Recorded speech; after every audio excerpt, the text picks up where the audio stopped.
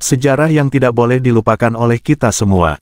Tanggal 31 Oktober tahun 1948.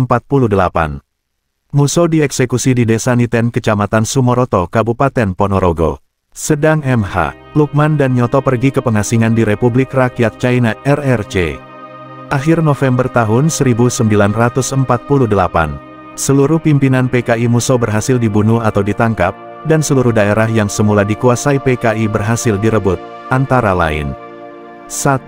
Ponorogo, 2. Magetan, 3. Pacitan, 4. Purwodadi, 5. Cepu, 6. Blora, 7. Pati, 8. Kudus, dan lainnya. Tanggal 19 Desember tahun 1948. Agresi militer Belanda kedua ke Yogyakarta. Tahun 1949. PKI tetap tidak dilarang, sehingga tahun 1949 dilakukan rekonstruksi PKI dan tetap tumbuh berkembang hingga tahun 1965. Awal Januari tahun 1950. Pemerintah RI dengan disaksikan puluhan ribu masyarakat yang datang dari berbagai daerah seperti Magetan, Madiun, Ngawi, Ponorogo dan Trenggalek, melakukan pembongkaran 7 sumur neraka PKI dan mengidentifikasi para korban. Di sumur neraka Socoi ditemukan 108 kerangka mayat yang 68 dikenali dan 40 tidak dikenali, sedang di sumur neraka Soco II ditemukan 21 kerangka mayat yang semuanya berhasil diidentifikasi. Para korban berasal dari berbagai kalangan ulama dan umara serta tokoh masyarakat. Tahun 1950, PKI memulai kembali kegiatan penerbitan Harian Rakyat dan Bintang Merah. Tanggal 6 Agustus tahun 1951, gerombolan ET dari PKI menyerbu asrama Brimob di Tanjung Priok dan merampas semua senjata api yang ada. Tahun 1951, Dipa Nusantara Aidit memimpin PKI sebagai partai nasionalis yang sepenuhnya mendukung Presiden Soekarno sehingga disukai Soekarno. Lalu Lukman dan Nyoto pun kembali dari pengasingan untuk membantu DN Aidit membangun kembali PKI. Tahun 1955, PKI ikut pemilu pertama di Indonesia dan berhasil masuk 4 besar setelah Masyumi, PNI dan NU. Tanggal 8–11 September tahun 1957. Kongres Alim Ulama seluruh Indonesia di Palembang, Sumatera Selatan mengharamkan ideologi komunis dan mendesak Presiden Soekarno untuk mengeluarkan dekret pelarangan PKI dan semua mantel organisasinya, tapi ditolak oleh Soekarno. Tahun 1958, kedekatan Soekarno dengan PKI mendorong kelompok anti-PKI di Sumatera dan Sulawesi melakukan koreksi hingga melakukan pemberontakan terhadap Soekarno. Saat itu Masyumi dituduh terlibat, karena Masyumi merupakan musuh besar PKI. Tanggal 15 Februari tahun 1958, para pemberontak di Sumatera dan Sulawesi mendeklarasikan Pemerintah Revolusioner Republik Indonesia (PRRI), namun pemberontakan ini berhasil dikalahkan dan dipadamkan. Tanggal 11 Juli tahun 1958, DN Aidit dan Rewang mewakili PKI ikut Kongres Partai Persatuan Sosialis Jerman di Berlin. Bulan Agustus tahun 1959, TNI berusaha menggagalkan Kongres PKI, namun Kongres tersebut tetap berjalan karena ditangani sendiri oleh Presiden Soekarno. Tahun 1960, Soekarno meluncurkan slogan Nasakom Nasional, Agama dan Komunis yang didukung penuh oleh PNI, NU dan PKI. Dengan demikian PKI kembali terlembagakan sebagai bagian dari pemerintahan RI. Tanggal 17 Agustus tahun 1960. Atas desakan dan tekanan PKI terbit Keputusan Presiden RI Nomor 200/1960 tertanggal tanggal 17 Agustus tahun 1960 tentang pembubaran Masyumi, Majelis Syuro Muslimin Indonesia, dengan dalih tuduhan keterlibatan Masyumi dalam pemberontakan PRRI, padahal hanya karena anti Nasakom. Medio tahun 1960. Departemen Luar Negeri AS melaporkan bahwa PKI semakin kuat dengan keanggotaan mencapai 2 juta orang. Bulan Maret tahun 1962, PKI resmi masuk dalam pemerintahan Soekarno, DN Aidit dan Nyoto diangkat oleh Soekarno sebagai Menteri Penasehat. Bulan April tahun 1962, Kongres PKI. Tahun 1963, PKI memprovokasi Presiden Soekarno untuk konfrontasi dengan Malaysia, dan mengusulkan dibentuknya angkatan kelima yang terdiri dari buruh dan tani untuk dipersenjatai dengan dalih mempersenjatai rakyat untuk bela negara melawan Malaysia. Tanggal 10 Juli 1963. Atas desakan dan tekanan PKI terbit Keputusan Presiden RI Nomor 139 Teh 1963 tertanggal tanggal 10 Juli tahun 1963 tentang pembubaran GPII, Gerakan Pemuda Islam Indonesia, lagi-lagi hanya karena anti Nasakom. Tahun 1963. Atas desakan dan tekanan PKI terjadi penangkapan tokoh-tokoh Masyumi dan GPII serta ulama anti PKI, antara lain 1. Kiai Haji Buya Hamka. 2. Kiai Haji Yunan Helmi Nasution. 3. Kiai Haji Isa Ansari. 4. Kiai Haji Muhtar Ghazali. 5. Kiai Haji EZ Mutakin. 6. Kiai Haji Soleh Iskandar. 7. Kiai Haji Ghazali Sahlandan. 8. Kiai Haji Dalari Umar.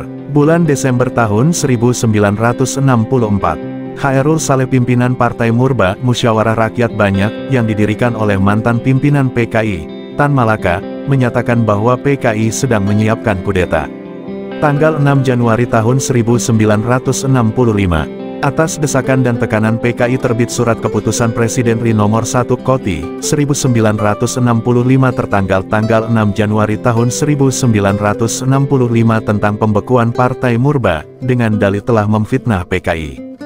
Tanggal 13 Januari tahun 1965, dua sayap PKI yaitu PR Pemuda Rakyat dan BTI, Barisan Tani Indonesia, menyerang dan menyiksa peserta training PII, pelajar Islam Indonesia, di Desa Kanigoro Kecamatan Kras Kabupaten Kediri, sekaligus melecehkan pelajar wanitanya, dan juga merampas sejumlah mushaf Al-Quran dan merobek serta menginjak-injaknya.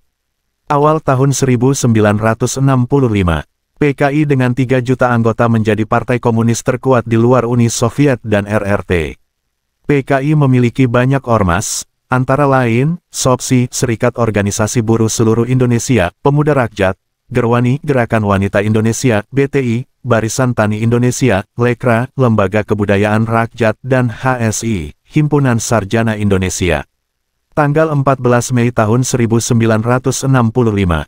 3 sayap organisasi PKI yaitu PR, BTI dan Gerwani merebut perkebunan negara di Bandar Betsi, Pematang Siantar, Sumatera Utara. Degen menangkap dan menyiksa serta membunuh Pelda Sujono penjaga PPN, Perusahaan Perkebunan Negara Karet IX Bandar Betsi. Bulan Juli tahun 1965, PKI menggelar pelatihan militer untuk 2.000 anggota di Pangkalan Udara Halim dengan dalih mempersenjatai rakyat untuk bela negara. Tanggal 21 September tahun 1965. Atas desakan dan tekanan PKI terbit Keputusan Presiden RI Nomor 291 Teh 1965 tertanggal tanggal 21 September tahun 1965 tentang pembubaran Partai Murba karena sangat memusuhi PKI. Tanggal 30 September tahun 1965 pagi. Ormas PKI Pemuda Rakyat dan Gerwani menggelar demo besar di Jakarta. Tanggal 30 September tahun 1965 malam. Terjadi gerakan G30 SPKI atau disebut Gestapo, Gerakan September 30 PKI menculik dan membunuh 6 jenderal senior TNI AD di Jakarta dan membuang mayatnya ke dalam sumur di Lubang Buaya Halim. Mereka adalah 1. Jenderal Ahmad Yani, 2. Letjen R. Suprapto, 3. Letjen MT. Haryono, 4. Letjen S. Parman, 5. Maijen Panjaitan dan 6. Maijen Sutoyo Siswomiharjo. PKI juga menculik dan membunuh Kapten Pierre Tendean karena dikira Jenderal Abdul Haris Nasution. PKI pun membunuh Aibtu Karel Satsuitubun, seorang ajun inspektur polisi yang sedang bertugas menjaga rumah kediaman Wakil PM Dr. J. Leimena yang bersebelahan dengan rumah Jenderal Nasution. PKI juga menembak putri bungsu Jenderal Nasution yang baru berusia 5 tahun, Astris Ade Irma Suryani Nasution, yang berusaha menjadi perisai ayahandanya dari tembakan PKI. Kemudian ia terluka tembak dan akhirnya wafat pada tanggal 6 Oktober tahun 1965. G30 SPKI dipimpin oleh Letnan Kolonel Untung yang membentuk 3 kelompok gugus tugas penculikan, yaitu 1. Pasukan Pasopati dipimpin Letudul Arif, dan 2. Pasukan Pringgondani dipimpin Mayor Udara Sujono, serta 3. Pasukan Bima Sakti dipimpin Kapten Suradi. Selain Letkol Untung dan kawan-kawan, PKI didukung oleh sejumlah perwira ABRI TNI Polri dari berbagai angkatan, antara lain Angkatan Darat, 1. Maijen TNI Pranoto Rekso Samudro, 2. Brigjen TNI Suparjo dan 3. Kolonel Infanteri A. Latif. Angkatan Laut, 1. Mayor KKO Pramuko Sudarno, 2. Letkol Laut Ranu Sunardi dan 3. Komodor Laut Sunardi. Angkatan Udara, 1. Men Pangol Laksda Udara Omar Dhani, 2. Letkol Udara Heru Atmojo dan 3. Mayor Udara Sujono. Kepolisian, 1. Brigjen Pol Sutarto, 2. Kombes Pol Imam Supoyo dan 3. AKBP Anwas Tanua Mijaja. Tanggal 1 Oktober tahun 1965, PKI di Yogyakarta juga membunuh 1. Brigjen Katamso Darmokusumo dan 2. Kolonel Sugiono. Lalu di Jakarta PKI mengumumkan terbentuknya Dewan Revolusi Baru yang telah mengambil alih kekuasaan. Tanggal 2 Oktober tahun 1965, Letjen TNI Soeharto mengambil alih kepemimpinan TNI dan menyatakan kudeta PKI gagal dan mengirim TNI AD menyerbu dan merebut Pangkalan Udara Halim Perdana Kusuma dari PKI. Tanggal 6 Oktober tahun 1965, Soekarno menggelar pertemuan kabinet dan menteri PKI ikut hadir serta berusaha melegalkan G30S, tapi ditolak. Bahkan terbit resolusi kecaman terhadap G30S, lalu usai rapat nyoto pun langsung ditangkap. Tanggal 13 Oktober tahun 1965, Ormas Ansor Nu gelar aksi unjuk rasa anti-PKI di seluruh Jawa. Tanggal 18 Oktober tahun 1965, PKI menyamar sebagai Ansor Desa Karangasem kini Desa Yosomulyo, Kecamatan Gambiran, lalu mengundang Ansor Kecamatan Muncar untuk pengajian. Saat pemuda Ansor Muncar datang, mereka disambut oleh Gerwani yang menyamar sebagai Fatayatnu, lalu mereka diracuni. Setelah keracunan mereka dibantai oleh PKI dan jenazahnya dibuang ke lubang buaya di Dusun Cemetuk Desa Kecamatan Celuring Kabupaten Banyuwangi. Sebanyak 62 orang pemuda Ansor yang dibantai, dan ada beberapa pemuda yang selamat dan melarikan diri, sehingga menjadi saksi mata peristiwa. Peristiwa tragis itu disebut tragedi Cemetuk, dan kini oleh masyarakat secara swadaya dibangun Monumen Pancasila Jaya. Tanggal 19 Oktober tahun 1965, Ansor Nu dan PKI mulai bentrok di berbagai daerah di Jawa. Tanggal 11 November tahun 1965, PNI dan PKI bentrok di Bali. Tegel tanggal 22 November tahun 1965, DN Aidit ditangkap dan diadili serta dihukum mati. Bulan Desember tahun 1965, Aceh dinyatakan telah bersih dari PKI. Tanggal 11 Maret tahun 1966, terbit surat perintah 11 Maret Super Semar dari Presiden Soekarno yang memberi wewenang penuh kepada Letjen TNI Soeharto untuk mengambil langkah pengamanan negara RI.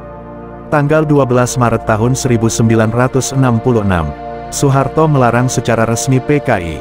Bulan April tahun 1966, Soeharto melarang Serikat Buruh Pro PKI yaitu SOPSI. Tanggal 13 Februari tahun 1966, Bung Karno masih tetap membela PKI, bahkan secara terbuka di dalam pidatonya di muka Front Nasional di Senayan mengatakan, "Di Indonesia ini tidak ada partai yang pengorbanannya terhadap nusa dan bangsa sebesar Partai Komunis Indonesia." Tanggal 5 Juli tahun 1966, terbit TEP MPRS nomor 25 tahun 1966 yang ditandatangani Ketua MPRS RI Jenderal TNI Nasution tentang pembubaran PKI dan pelarangan penyebaran paham komunisme, Marxisme dan Leninisme. Bulan Desember tahun 1966, Sudisman mencoba menggantikan Aidit dan Nyoto untuk membangun kembali PKI, tapi ditangkap dan dijatuhi hukuman mati pada tahun 1967. Tahun 1967,